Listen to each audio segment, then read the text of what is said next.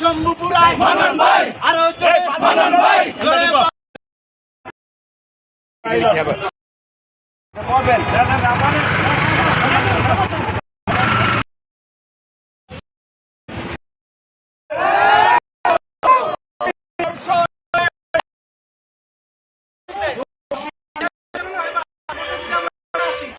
যেতে বলেছে এখন আছে এটা পর অন্য পাইবেন ওতে বিএনপি ক্ষমতা আসে কারণ আগে তো রাতে দিনের হ্যাঁ রাতে কিন্তু আপনাদের মূল্য তার জন্য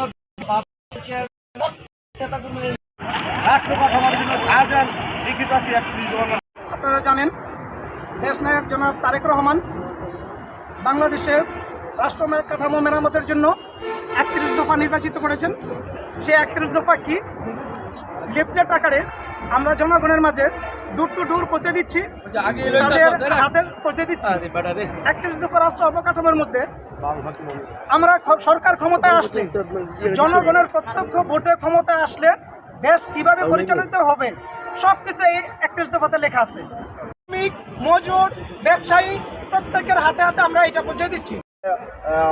লিফলেট বিতরণ আমরা করতেছি, এটা আমাদের তারেক জিয়ার নির্দেশনায় আমরা করতেছি। সোনাগে মোগরাপাড়া আমাদের ভবিষ্যতের বাংলাদেশের রাষ্ট্র পরিচালনার রূপকার আজ ৩১ দফা নিয়ে আমরা এসেছি।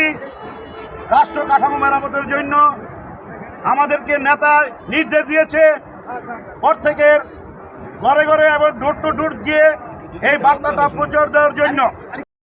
বিতরণী অনুষ্ঠানে আমরা আমাদের সোনারগাঁ থানা বিএনপির সংগ্রামী সভাপতি, জাতীয় নির্বাহী কমিটির অন্যতম সদস্য জনাব আজহারুল ইসলাম মান্নান ভাইয়ের নির্দেশে মোগরাপাড়া ইউনিয়নে সর্বময় জনসাধারণের নিকট আমরা এই প্রচারপত্রটি পৌঁছে দিয়েছি। প্রথমত